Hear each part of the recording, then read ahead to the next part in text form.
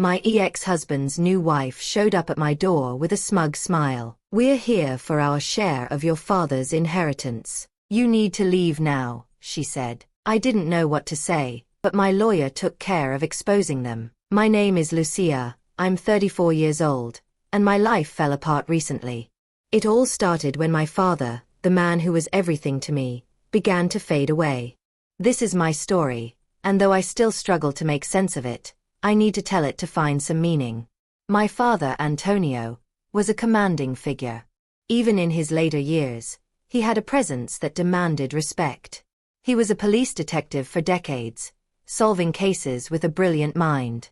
After retiring, he didn't sit still. With his savings and knack for business, he built a small empire, apartment buildings, a transportation company, and some investments I never fully understood. He always said everything was for me, his only daughter, since my mother died when I was a child. I met Miguel, my husband, 7 years ago. He was charming, with a smile that could light up any room. He worked as an accountant, and though he didn't have my father's wealth, he was hardworking and seemed to genuinely love me. We married 5 years ago, and my father welcomed him like a son. They got along well, spending hours talking about business or drinking coffee. My father would joke, saying Miguel was good but needed watching. I laughed, thinking it was just his detective instincts. A few months ago, everything changed. My father was diagnosed with aggressive cancer, one with no hope. At first, he refused to accept it. "This won't beat me, Lucia," he said with his firm voice. But the disease was stronger. In weeks, he went from a vibrant man to lying in a hospital bed surrounded by machines. Miguel and I visited daily. I sat by his side, holding his hand, trying not to cry as he told me stories from his detective days. Miguel was more reserved, staying near the door, saying little. I thought it was his way of dealing with the pain, as he'd always been less expressive in tough moments. One afternoon, about 2 weeks before my father passed, the doctor told us there was nothing more to be done. My father was weak but conscious. That day, he asked to speak with us alone. We sat by his bed, and with great effort, he looked at us. "Lucia, Miguel," he said, his voice barely audible. "I've lived well. I'm not afraid to go, but I want you to be okay. I've changed my will. Lucia, you're my daughter, and I'm leaving you the businesses, the buildings, and most of the money.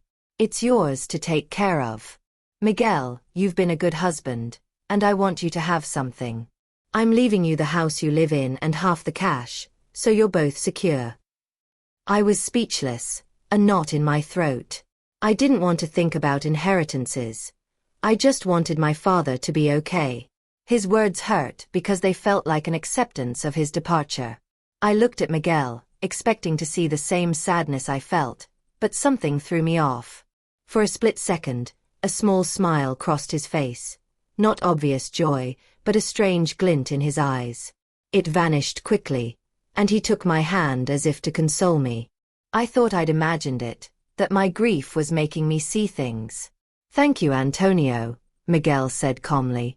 "I'll take care of Lucia." My father nodded and closed his eyes, exhausted. That night at home, I barely spoke, overwhelmed.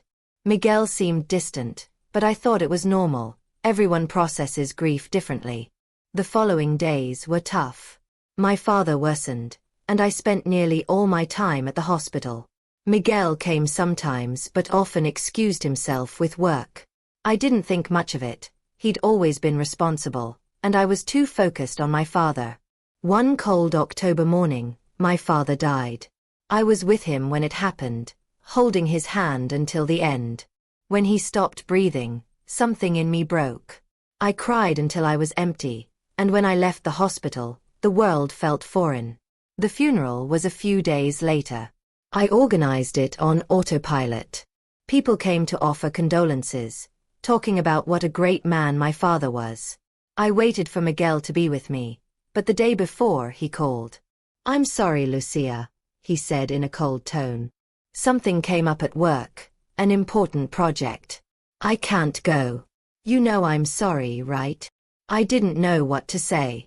I wanted to scream, Tell him my father loved him like a son, that I needed him. But I was exhausted and only said, "It's fine. See you at home." The funeral was heartbreaking. Standing alone by my father's casket, listening to the priest, felt like my soul was being torn apart. But I got through it because I knew my father would want me to be strong. That night, I returned home expecting to collapse in Miguel's arms, but he wasn't there. He arrived the next morning. I was in the kitchen with a cold coffee when I heard the door.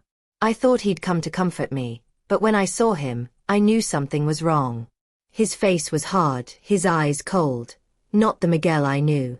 "Lucia, we need to talk," he said without a greeting, his tone sharp, like he was speaking to a stranger. "I want a divorce." I froze. The words didn't make sense. Divorce. Now. I tried to speak, but my voice broke. "What are you saying, Miguel? Why? What happened?" "There's nothing to explain," he replied, crossing his arms. "This isn't working. I want to move on with my life. You should do the same." His attitude was unrecognizable. The man who swore he loved me, who laughed with my father, who promised to stand by me, now looked at me like I was an obstacle. I tried to approach him, touch his arm, but he pulled away. "Miguel, please," I begged. "I just lost my father. I can't handle this. Talk to me. Tell me what's wrong." But he wouldn't budge.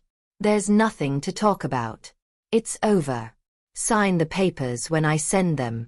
And with that, he turned and left.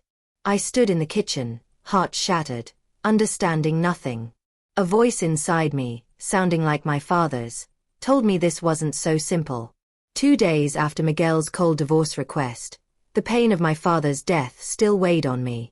The house, once a home, now felt haunted. I was in the living room, looking at a photo of my father, when the doorbell rang. A courier handed me an envelope with my name in formal letters. It was the divorce papers. I sat on the couch and opened it with trembling hands. The papers were clear, full of legal terms: dissolution of marriage, separation agreement. Seeing them broke something inside me. Not only had I lost my father, but the man I thought loved me was discarding me like nothing. Tears came fast, but I refused to sink. I was tired of feeling broken. Thinking of my father's strength, I decided I couldn't cling to someone who no longer existed. The Miguel I loved was gone. With a knot in my stomach, I signed the papers. Each stroke was painful but necessary. That afternoon, the doorbell rang again. It was Miguel. His face was cold, devoid of the warmth I once knew. He extended his hand, expecting the papers. I handed them over in silence. Thanks to the prenup we'd signed, there were no properties to divide. It was simple, as if our marriage had been a transaction. Miguel looked at the papers, nodded, and left without a word. The door closed behind him, and the silence enveloped me again. I stared at the door, a mix of anger and resignation. I wanted to scream, demand an explanation, but I knew it was pointless. My marriage was over, and I had to move forward, though I didn't know how. The next day, the gray sky mirrored my mood. I was in the kitchen trying to eat, when I heard loud knocks at the door, not a gentle tap but something aggressive. Frowning, I opened it, and my heart stopped. There was Miguel, but he wasn't alone. Beside him was a woman I recognized instantly. Marta, a former employee of my father's transportation company. He'd fired her abruptly years ago without explaining why. I always found her odd, her attitude off, but I never knew her well. Now she stood before me with an arrogant smile that sent chills down my spine. "We're here for our share of your father's inheritance," Marta said with a superior tone. "You need to leave this house." I froze, not understanding. I looked at Miguel, expecting him to clarify this madness, but he just stared at me with indifference. "Didn't you hear her?" he said, his voice so cold I barely recognized it. "What does this mean?" I asked, my voice trembling with confusion. "What are you doing with her, Miguel?" He smirked, a cruel smile I'd never seen. Taking Marta's hand, He looked at her with complicity. She's my fiancée, he said, as if it were the most normal thing. And if you want the truth, Lucia, this was all planned. I was with you to get a piece of your father's inheritance. I played the good husband, the perfect son-in-law, but it was all for this. Now we want what's ours. His words hit me like a lightning bolt. I couldn't breathe. Everything I thought was real, every moment I believed was love, was a lie. Miguel never loved me. It was all a plan to take the house and money my father left him. I looked at Marta, still smiling, enjoying my pain. I couldn't process it. My world was crumbling, and they were there, trampling the remains. Without thinking, I slammed the door in their faces. My heart pounded, and from the other side I heard Marta shout, "You have 2 days to leave, or we'll get you out legally." I leaned against the door, trembling, rage and pain burning inside me. I couldn't believe what I'd heard. Miguel had used me, and Marta, a woman my father fired for some reason, was now with him, claiming what wasn't theirs. I sat on the floor, trying to calm myself, thinking of my father and all he'd worked for to build his legacy. I couldn't let them win. But I also couldn't stay in that house with their threats. Resigned, I decided to leave, at least for now. I started packing, moving as if in a trance, putting clothes and memories into boxes. While organizing, I went to the attic to find some things my father kept there. It was a dusty place, full of old boxes and forgotten furniture. Among them, I found a small box with the initials MT on the lid. Curious, I opened it carefully, and what I found took my breath away. Inside were photos, documents, and notes in my father's handwriting, all about Marta. There were newspaper clippings, police reports, and photos of her with suspicious people. According to the papers, the woman I knew as Marta wasn't who she claimed to be. Her real name was Maria Fernandez, and she was involved in scams, thefts, and even suspected of a homicide years ago. My father, with his detective instincts, had investigated her while she worked for him. He discovered she used the fake name Marta Torres to cover her past. He fired her when he confirmed her crimes, but his health declined before he could bring her to justice. The documents were solid evidence, bank statements, testimonies, even a partial confession he'd gotten from a contact. Everything was there, enough to convict her. I sat in the attic, papers in hand, feeling a mix of shock and fury.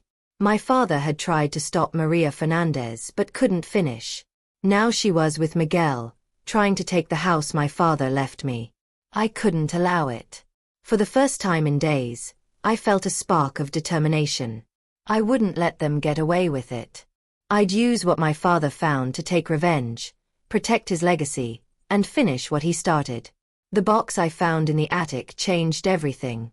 Inside, my father, Antonio, had gathered enough evidence to destroy Maria Fernandez, the woman posing as Marta Torres. Photos, police reports, newspaper clippings, and his handwritten notes detailed a life of scams, thefts, and suspected homicide. My father, with his detective instincts, had been close to catching her, but his illness stopped him. Now that responsibility fell to me. I wouldn't let Maria and Miguel, my ex-husband, get away with it. I'd finish what my father started. That morning, I took the box and drove to the police station. The place brought back memories of my childhood, visiting my father in his office, surrounded by agents who respected him like a hero. I asked to speak with the unit chief, an older man who knew my father from his detective days. He greeted me warmly, but when I said I had something related to Antonio, his expression turned serious. "Lucia, anything involving your father is important," he said, inviting me to his office. He was the best of us. I told him everything. My father's death, the divorce with Miguel, Maria Fernandez's appearance claiming the house, and finally, the box of evidence. I showed him the documents. He and another officer reviewed each paper carefully. Photos of Maria with criminals, bank statements from fake accounts, reports linking her to a homicide. It was solid. When they finished, the chief looked at me with a mix of admiration and determination. "Your father always knew how to sniff out criminals," he said. "This is enough to arrest Maria Fernandez, but we need to catch her in the act. Do you know where she is now? I explained that Maria and Miguel had threatened to legally remove me from the house if I didn't leave in 2 days. An idea struck me. I can call them and say I've vacated the house, I said. I'll tell them to come tomorrow afternoon to pick up the keys. You can be there and arrest her. The chief nodded but raised a hand. Okay, Lucia, but you should know something. If we do this, your ex-husband Miguel could also be investigated. If he's involved with Maria in any crime, we'll take him in too. Are you okay with that? I didn't hesitate. Miguel had betrayed me, used me to get my father's inheritance.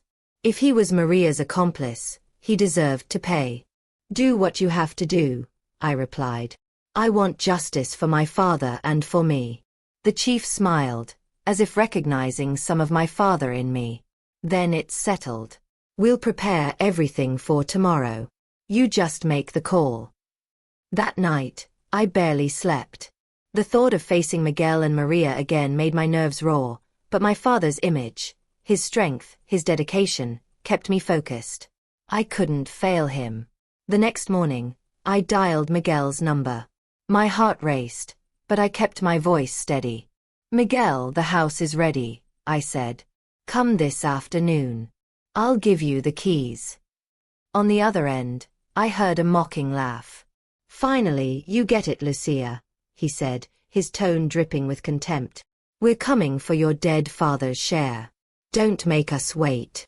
He hung up. His words stung, but I didn't let them break me. I knew what was coming. I spent the day tidying the house, ensuring everything was in order for their arrival. The police promised to be nearby, hidden, ready to act. As the afternoon approached, I felt a mix of nerves and determination. This was for my father. At 5 p.m. sharp, the doorbell rang. I took a deep breath and opened the door. There were Miguel and Maria, as arrogant as last time. Maria wore that smug smile, and Miguel looked at me like I was insignificant. Before they could speak, I stepped forward and looked Maria in the eyes.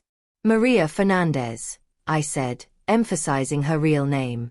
Her face changed instantly. The smile vanished, her eyes widened in panic. She tried to step back, but there was no time. Suddenly, several police officers appeared, surrounding them. Maria Fernandez, you're under arrest for fraud, theft, and homicide, the chief said as an officer handcuffed her. Miguel, shocked, tried to protest, but another officer stopped him. You're coming with us too, he said. We need to clarify your role in this. Maria screamed, struggling, but the officers took her to the patrol car. Miguel, for the first time, looked scared but said nothing as they loaded him into another vehicle. The door closed behind them, and I stood there, trembling but relieved in a way I hadn't felt in weeks. An older officer who'd worked with my father approached me.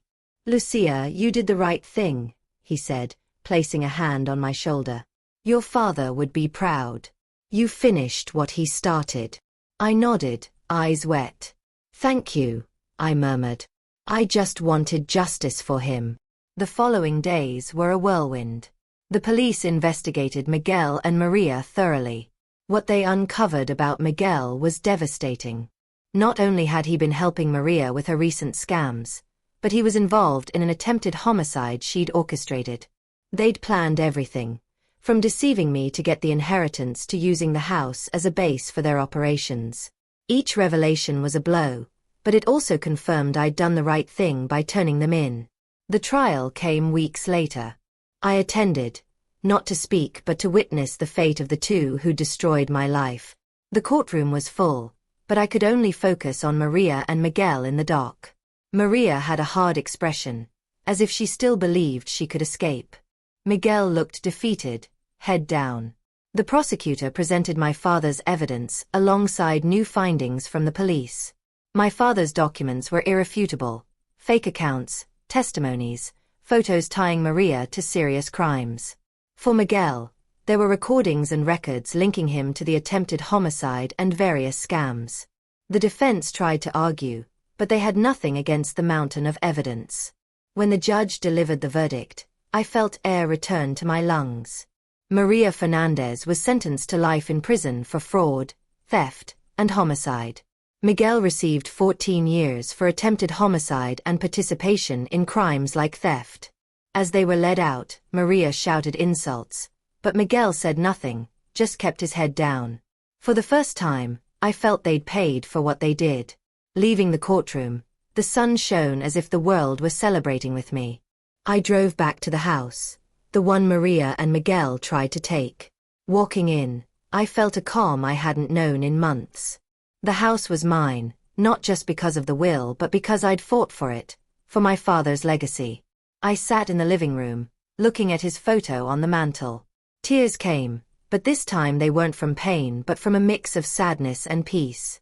"I miss you, Dad," I said softly. "But I have to go on without you." That afternoon, I organized the house, putting everything in its place. My father's memories were everywhere. His books, his notes, the little things that made him feel close. I knew life wouldn't be easy. I still had to learn to manage the businesses and buildings he left me. But for the first time in a long time, I felt I could do it. My father had given me more than an inheritance. He'd given me his strength, his determination, his sense of justice. As I stored the box of evidence in a safe place, I thought about all that had happened. I'd lost so much. My father, my marriage, my trust in people. But I'd gained something greater. The certainty that I could rise, that I could face those who tried to harm me. Maria and Miguel were where they belonged, and I was ready to build my future. Not just for me but for the man who taught me to be strong.